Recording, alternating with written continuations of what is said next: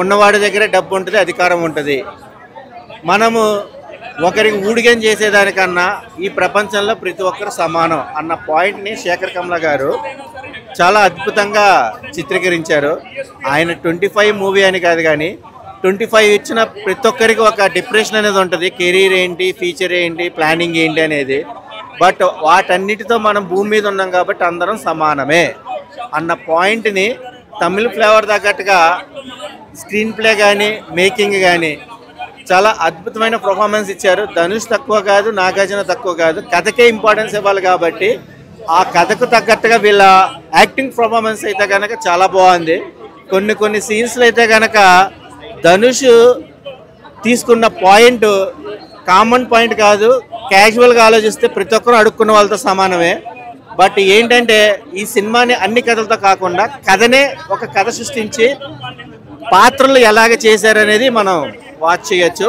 Watchable movie. సీన్లు అద్భుతంగా శేఖర్ కమ్ల చూపించాడు అనిపించింది. అంటే సినిమా మొత్తం కూడా అన్ని కావాలనుకున్న ఒక బిలియనీర్కి ఏమి వద్దనుకున్న ఒక బిచ్చగాడికి మధ్య వీళ్ళిద్దరి మధ్య సాగే సీన్లు చాలా బాగా చూపించాడు శేఖర్ కమ్ల. సాంగ్స్ మన ఎప్పుడు అన్నట్టుగానే ఒక మీనింగ్ఫుల్ సాంగ్ ఉంది, ఒకటి మంచిగా ఎప్పుడో సినిమా రిలీజ్ ముందే సాంగ్ రిలీజ్ అయింది కాబట్టి అది సూపర్గా అనిపించింది. ఆ సాంగ్ విజువలైజేషన్ కూడా లాస్ట్ క్లైమాక్స్లో పండింది. సాంగ్ అయితే బాగుంది. డిఎస్పి మ్యూజిక్కే దీనికి బ్యాక్ బోన్ అనొచ్చు ఈ ఫిల్మ్కి. అంటే ప్రతి చిన్న సీన్లు కూడా సరిగ్గా నచ్చని సీన్లు కూడా డిఎస్పి మ్యూజిక్ తోటి ఒక హైట్లో పెంచాడు, ఒక హైట్లో చూపించాడు. డిఎస్పి సీన్లు మాత్రం బాగుంది. DSP back bone of the film DSP మాత్రం. ఇది పాన్ ఇండియా అనుకుని తెలియదు కానీ ఇండియా మొత్తం ఒక రిలవెంట్గా ఉండేటట్టు సబ్జెక్ట్ తీసుకొని చూపించాడు. కాకపోతే దీంట్లో పాన్ ఇండియా అవునవునవును గుడ్ అటెంప్ట్ అనొచ్చు. గుడ్ అటెంప్ట్ అనొచ్చు. రేటింగ్ 3 ఇస్తామండి. అంటే శేఖర్ కమ్లది ఇది తను ఏం చెప్పాలనుకున్నాడో స్టోరీ టెల్లింగ్ని హానెస్ట్గా చెప్పాడు.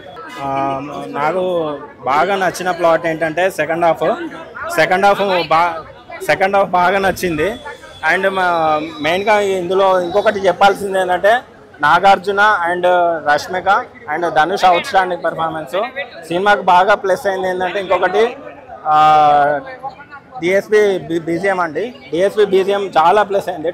తండేల్ తర్వాత ఒక లవ్ స్టోరీకి ఓల్డ్ అయిపోతారు కానీ మన డిఎస్పి అన్న మ్యూజిక్ ఎప్పుడు ఎవరు గ్రేట్ అండి. Young ever salute to DSP అన్న for this ఫంటాబులస్ melodious. Balayya Babu కూడా ఇంప్రెస్ అయిపోతాడు. రష్మి గారు అయితే ఇంకా ఇంప్రెస్ అనే కొత్త వాడు ఇంకా ఎత్తుకుంటారు. Thank you, salute to DSP అన్న. పిపిపి డుమ్.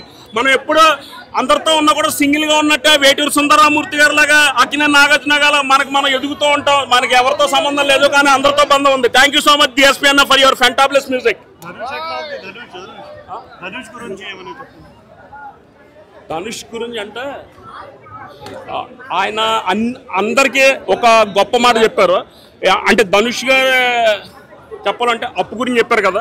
100 రూపాయలు ఉన్నాడికి 200 ఉంటుంది అప్పు, 1 కోటి ఉన్నాడికి 2 కోట్లు అన్నారు. సో ఏంటంటే దాని మీనింగ్ ఏంటంటే మీరు ఎవరితో కంపేర్ చేసుకోవద్దు. ఎదుటి వ్యక్తిలో మంచి సంస్కారం ఉంటే గ్రాస్ప్ చేసుకోండి. మీకు ఆయన ఇంకోటి చెప్పారు ఆ లాంగ్వేజ్లోనే. ప్రతిరోజు ఒక మనిషి పుట్టి చనిపోయే వరకు ప్రతిరోజు పొద్దున్న లేచి రాత్రి వరకు 2 భోజనాలు వచ్చి అంటే మనం ఎంత అదృష్టం. అలాగా ఒక భోజనం తిన్నామంటే ఆ రోజు మనం కుబేరుడి కింద లెక్క. అంతేకాని మనం ఇంకోటితో కంపేర్ చేసుకుని ఉన్న అత్యాస పనికి రాదు. మనిషికి ఆశ ఉండాలి, సంస్కారం ఉండాలి.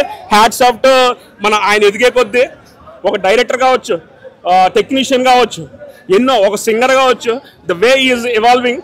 ఏంటంటే మనకి ఇప్పుడు తెలియక ఏంటంటే అందరూ ఇప్పుడు గ్రూప్స్ కింద అయిపోయి కొంతమంది తెలుగు వాళ్ళు తమిళ తిట్టడం అలా కాదు.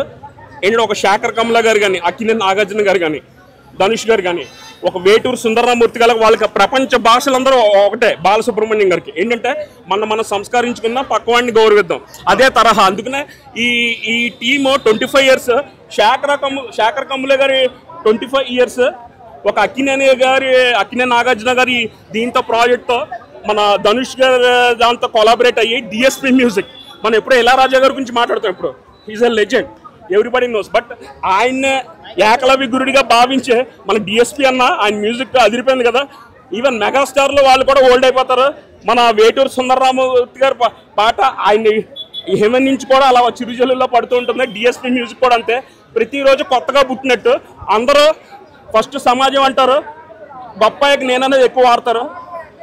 డిఎస్పి అన్న ఫస్ట్ ఎలా ఉన్నారు, తర్వాత ఫస్ట్ మామూలుగా ఉంటారు, సక్సెస్ వచ్చే కొద్దీ వాళ్ళ గురువులకి చేతులు కట్టుకుని ఇంకా సంస్కారంతో నేను అనేది కాకుండా నాన్ననే వాడతారు.